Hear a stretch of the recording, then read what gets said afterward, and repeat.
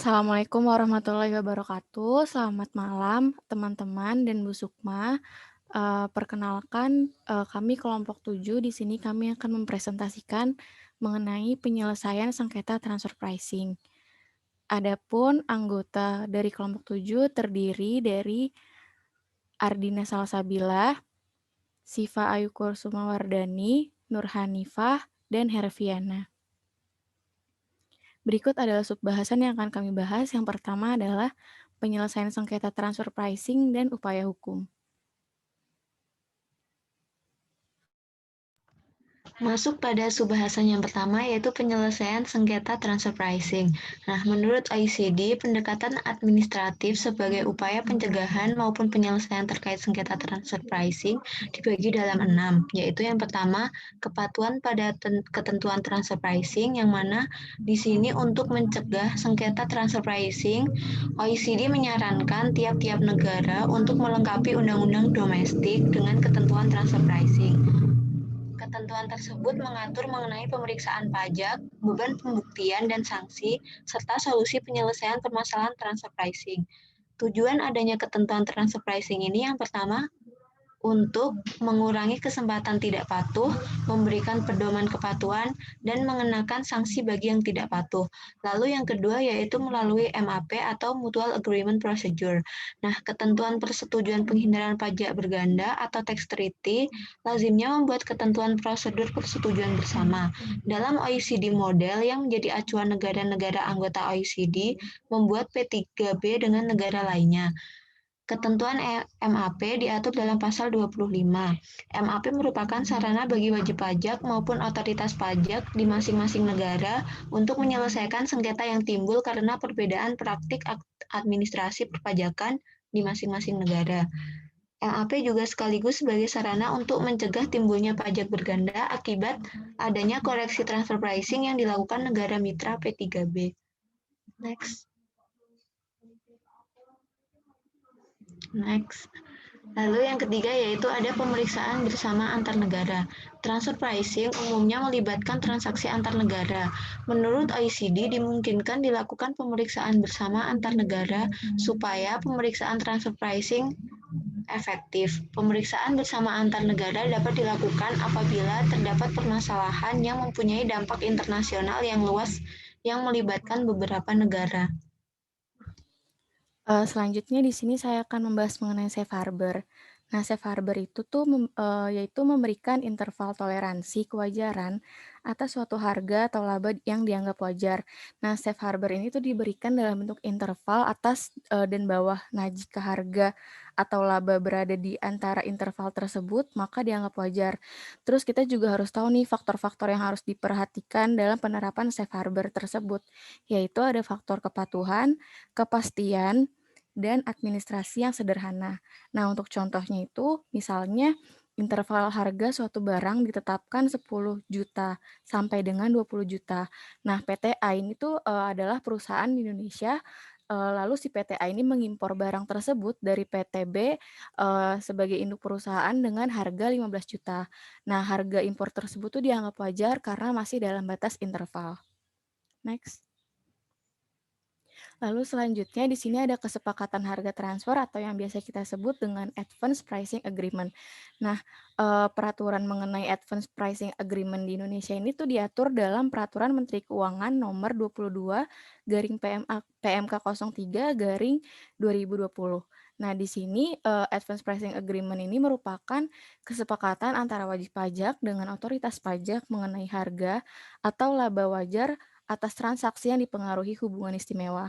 Nah, dengan adanya Advance Pricing Agreement, dibuat kesepakatan diantaranya tuh mengenai metode transfer pricing harga wajar, laba wajar atau rentang harga wajar, dan rentang laba wajar untuk setiap jenis barang atau jasa atau transaksi.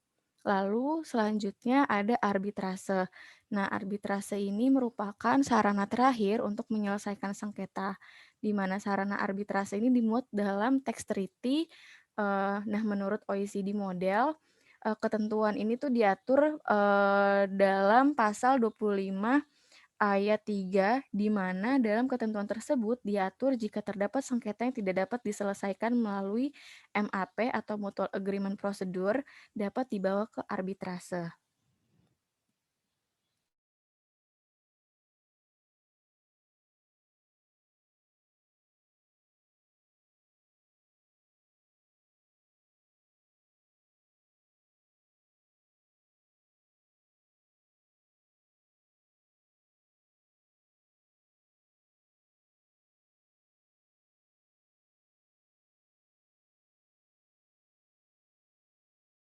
Lalu di sini untuk, alur praktik penyelesaian sengketa transfer pricing di Indonesia itu, yang pertama kita bisa, mengajukan upaya hukum dengan mengajukan keberatan, banding, peninjauan kembali ke Mahkamah Agung.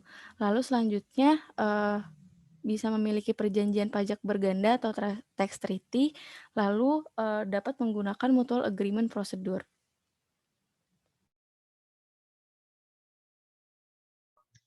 Kemudian di sini saya akan menjelaskan mengenai upaya hukum dari penyelesaian sengketa transfer pricing. Nah, jadi pada konsepnya itu, WP yang, tidak setuju dengan koreksi transfer pricing dalam, pemeriksaan itu bisa mengajukan beberapa upaya, yaitu, keberatan, banding, dan peninjauan kembali. Ada juga untuk, terkait gugatan. Kemudian, nah, yang pertama di sini saya akan membahas terkait keberatan. Nah, latar belakang dari keberatan sendiri itu ketika, WP ini menjalankan suatu pemeriksaan, di mana output pemeriksaan ini tuh berupa, SKP atau surat ketetapan pajak. Nah, apabila wajib pajak ini tidak menyetujui surat tersebut, maka, WP ini dapat mengajukan keberatan. Untuk dasar hukumnya sendiri ada di PMK nomor 9 tahun 2013 dan juga PMK nomor 202 tahun 2015 tentang perubahan PMK nomor 9 tahun 2013 tentang tata cara pengajuan dan penyelesaian keberatan. Nah, untuk syaratnya sendiri ada di pasal 4 ayat 1 PMK nomor 9 tahun 2013 yang di mana di sini dituliskan ada pengajuan bahasa yang harus ditulis, kemudian jumlah pajak yang terutang, kemudian pengajuan keberatan itu hanya bisa diajukan, 1 kali saja dan yang lain sebagainya. Di sini juga ada jangka waktu. Kemudian nah di sini, ada alur penyelesaian keberatan yang diatur di pasal 13 PMK nomor 9 tahun 2013, di mana langkah yang pertama itu dari DJP dahulu, ada 2 hal yang harus dilakukan. Yang pertama itu DJP meminjam buku, catatan, data, dan atau informasi dalam bentuk hard copy dan atau soft copy kepada wajib pajak terkait materi yang disengketakan. Kemudian, DJP juga meminta WP untuk memberikan keterangan terkait materi yang disengketakan itu. Nah, ini ditujukan kepada WP dengan jangka waktu 15 hari kerja setelah tanggal surat permintaan peminjaman dan atau surat permintaan keterangan dikirim. Nah, ini ada opsi juga WP itu bisa bisa, merespon iya dan bisa merespon tidak. Apabila WP ini merespon tidak, maka DJP ini akan menerbitkan surat, surat permintaan peminjaman yang kedua dan surat permintaan keterangan yang kedua, ditujukan kepada WP paling lama 10 hari kerja setelah tanggal surat peminjaman dan atau permintaan yang kedua dikirim. Nah, apabila WP ini masih, merespon tidak, kewenangan DJP ini keberatan itu tetap akan diproses, sesuai dengan data yang ada dan atau yang diterima, dengan menggunakan format sesuai lampiran yang ada di dasar hukum. Nah, kemudian itu tadi ada 2 langkah. Pertama ya terkait peminjaman dokumen, kemudian yang ketiga ini meminta keterangan atau bukti terkait dengan materi yang disengketakan kepada pihak ketiga yang punya hubungan dengan wajib pajak. Kemudian setelah itu, WP juga meninjau tempat WP termasuk tempat lain yang diperlukan.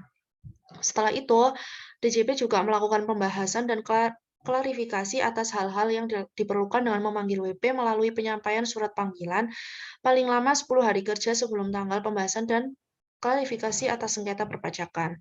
Setelah itu, akan melakukan pemeriksaan untuk tujuan lain dalam rangka keberatan. Nah, kemudian, langkah selanjutnya ini yang kedua setelah terkait, secara administrasi tadi di pasal 15 PMK nomor 9 tahun 2013 itu meminta WP untuk hadir dengan mengirimkan surat pemberitahuan untuk hadir atau SPUH yang ditujukan kepada WP. Nah, ketika WP itu merespon tidak, maka DJP akan membuat berita acara ketidakhadiran serta proses keberatan ini tetap bisa diselesaikan tanpa menunggu kehadiran WP. Kemudian langkah selanjutnya ini, terkait surat keputusan itu atas keberatan diajukan paling lama 12 bulan, bisa secara langsung melalui pos dan juga melalui jasa ekspedisi kepada wajib pajak. Ini dasar hukumnya di pasal 17. Nah, kemudian ini apabila dalam jangka waktu 12 bulan DJP ini tidak memberi keputusan, keberatan, yang diajukan WP itu dianggap dikabulkan.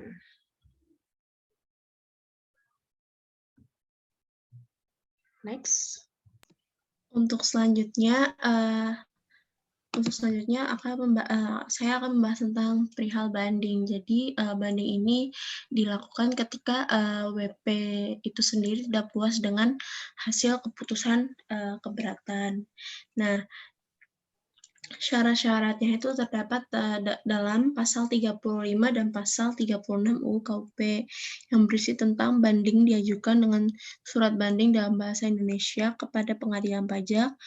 Pada poin B, banding juga diajukan dalam jangka waktu 3 bulan sejak tanggal diterima keputusan yang disbanding atau surat keputusan keberatan, kecuali diatur dalam peraturan perundang-undangan. Bagian C, jangka waktu 3 bulan tersebut tidak mengikat apabila jangka waktu yang dimaksud tidak dapat dipenuhi karena keadaan di luar kekuasaan pemohon banding. Pada poin D, terhadap satu keputusan diajukan hanya satu surat banding. Pada poin E, banding diajukan dengan disertai alasan-alasan yang jelas dan dicantumkan tanggal diterima surat keputusan yang didisbanding. Pada poin F, pada surat banding dilampirkan salinan keputusan dibanding. Lalu di sini ada alur putusan banding, alur putusan pengadilan pajak atas banding yang diajukan oleh wajib pajak. Yang pertama, WP dapat melakukan penolakan, menolak. Yang kedua, mengabulkan sebagai atau seluruhnya. Yang ketiga, menambah pajak yang harus dibayar. Terhadap keputusan pada poin 3 ini, terhadap keputusan tersebut tidak dapat lagi diajukan gugatan banding atau kasasi karena sebagai putusan akhir dan mempunyai kekuatan hukum tetap, kecuali putusan berupa tidak dapat diterima yang menyangkut kewenangan atau kompetensi dapat diajukan banding kembali. Terus yang pada poin 4, membetulkan kesalahan dan atau kesalahan ngitung. Terus yang kelima dapat melakukan pembatalan.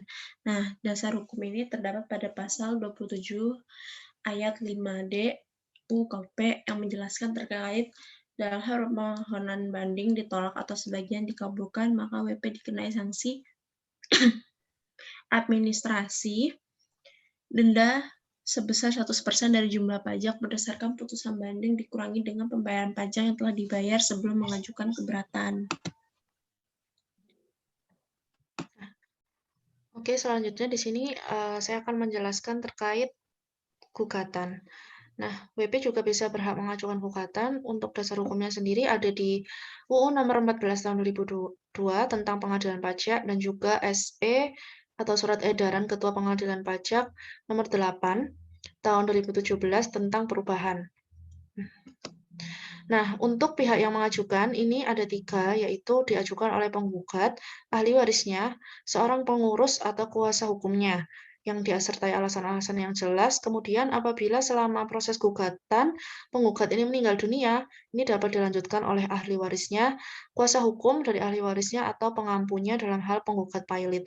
Kemudian yang ketiga ini, apabila selama proses gugatan penggugat melakukan restrukturisasi, itu dapat dilanjutkan oleh pihak yang menerima pertanggungjawaban. Nah, yang dapat diajukan gugatan ini terkait pelaksanaan surat paksa, surat perintah pelaksana penyitaan atau pengumuman lelang, kemudian keputusan pencegahan dalam rangka penagihan pajak, keputusan yang berkaitan dengan pelaksanaan keputusan perpajakan, serta penerbitan surat keputusan pajak atau surat keputusan keberatan yang dalam penerbitannya tidak sesuai dengan prosedur. Nah, untuk kelengkapan administrasi ini ada 7, yaitu surat gugatannya, fotokopi dokumen gugatan 2 rangkap, bukti bayar 50% dari jumlah pajak yang terhutang, kemudian ada dokumen pendukung lain, ada surat gugatan yang disampaikan dalam bentuk dokumen, dan surat dokumen pendukung lainnya, daftar isian surat gugatan, dan juga fakta integritas. Nah, di sini ada alur atau proses gugatannya. Ini ada 7 langkah dari surat permohonan, kemudian permintaan surat tanggapan, kemudian dari surat tanggapan dari yang tergugat ke pengadilan pajak, kemudian ada salinan surat tanggapan, surat bantahan, hingga sampai keputusan langkah ke-7. Next. Untuk selanjutnya tentang peninjauan kembali. Peninjauan kembali ini dilakukan apabila WP masih tidak puas dengan hasil putusan pengadilan pajak atau biasa disebut dengan upaya hukum terakhir. Pengajuan peninjauan kembali hanya dapat dilakukan 1 kali kepada Mahkamah Agung melalui yang pertama pengadilan pajak, terus yang kedua pengadilan tata usaha negara. Maksudnya di sini dalam hal tempat tinggal atau kedudukan permohonan peninjauan kembali tidak terdapat pengadilan pajak. Lalu selanjutnya pada poin C, dapat dilakukan di pengadilan negeri dengan catatan dalam hal tempat tinggal atau kedudukan permohonan peninjauan kembali tidak terdapat pengadilan tata usaha negara. Di sini permohonan peninjauan kembali tidak menangguhkan atau menghentikan pelaksanaan putusan pengadilan pajak, atau dengan kata lain pengajuan peninjauan kembali WP tidak menunda utang pajak. Jadi misalnya dalam keputusan pengadilan pajak menyebabkan timbulnya pajak yang masih harus dibayar, maka jumlah tersebut oleh WP dalam jangka waktu 1 bulan sejak diterbitkan putusan, meskipun WP mengajukan peninjauan kembali. Next. Nah, di sini ada terkait penyelesaian sengketa transfer pricing dan ada compare dengan negara lain. Ini yang sebelumnya kita jelaskan ini adalah menurut DJP, kalau yang ini menurut buku dari Darussalam, Septriadi, dan Kristi Aji. Nah, di mana ini proses penyelesaian sengketanya itu ada di tahap banding administratif, yaitu sebelum pengadilan. Sebelum mengajukan banding ke pengadilan pajak, kemudian ada yang di tingkat pengadilan pajak dari proses awal sengketa hingga proses sengketa di pengadilan pajak. Nah, kemudian di sini terkait sebelum pengadilan, mungkin ini ada contohnya di beberapa negara, yaitu ada di Amerika Serikat, Brazil, Kanada, Afrika Selatan, India, dan juga Indonesia. Mungkin saya akan jelaskan satu negara, yaitu Brazil, di mana sesuai dengan kebijakan di negara Brazil, upaya administratif itu dilakukan ke Judgment Regional Office yang terdiri dari 3 perwakilan otoritas pajak. Kemudian setelah putusan dari Judgment Regional Office diterbitkan, WP ini dapat mengajukan upaya administratif lanjutan ke CARF, suatu panel yang terdiri dari 3 perwakilan WP dan 3 perwakilan otoritas pajak. Nah, mungkin jika dibandingkan dengan Indonesia, ini ketika proses WP ini tidak setuju dengan SKP yang telah diterbitkan pada saat pemeriksaan pajak. Itu hanya dapat mengajukan keberatan kepada Direktorat Jenderal Pajak. Kemudian di sini ada perbandingan-perbandingan negara lain, mungkin di Amerika Serikat, Kanada, Afrika Selatan, dan India. Nah, kemudian selanjutnya di sini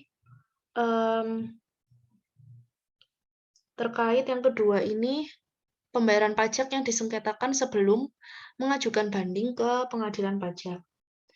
Nah, ini tuh ada kebijakan juga terkait pembayaran pajak yang disengketakan. Jadi mungkin untuk yang pertama ini kriterianya wajib pajak diwajibkan membayar pajak yang disengketakan. Ini yang wajib membayar itu ada di kebijakan di negara Cina, Korea, Malaysia, Thailand, Kanada itu sebesar 50%, Amerika Serikat. Kemudian WP ini juga dapat memberikan jaminan itu ada di negara Meksiko, Perancis, Brasil, dan juga Jepang. Kemudian ada pembayaran atas pajak yang disengketakan sebelum berperkara di pengadilan pajak itu dapat ditangguhkan. Itu ada di Belanda, Belgia, Amerika Serikat, dan Brazil. Kemudian yang keempat ini ada juga pembayaran atas pajak yang disengketakan sebelum berperkara di pengadilan pajak. Ini dapat dirundingkan terlebih dahulu. Itu ada di Australia, Jerman, dan India. Jadi ini perbedaannya, wajib membayar pajak, ada yang memberikan jaminan, ada yang dapat ditangguhkan, dan ada juga yang dapat dirundingkan terlebih dahulu. Nah, kemudian, ada juga yang ketiga ini dari proses penyelesaian sengketa di tingkat pengadilan pajak. Untuk proses awal sengketa, itu biasanya di negara-negara lain itu membentuk tim penyelesaian sengketa, setelah itu mereka mempersiapkan fakta sengketa dan juga mempersiapkan argumentasi. Setelah itu, ketika sudah proses sengketa di pengadilan pajak, itu hal pertama yang harus dilakukan yaitu menguraikan perkara secara sederhana, mengevaluasi kembali hasil analisis transfer pricing, kemudian sebisa mungkin menghindari konflik antara teori dan fakta. Setelah itu tidak mengabaikan kelemahan-kelemahan yang mungkin ada dalam kasus transfer pricing, serta ketika melakukan proses sengketa di pengadilan pajak ini, disarankan menggunakan penggunaan ahli atau expert. Nah, mungkin ini untuk daftar pustaka yang kami gunakan.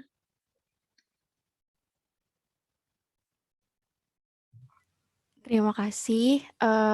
Sekian presentasi dari kelompok 7. Bagi teman-teman yang ingin bertanya, silakan bertanya di kolom komentar.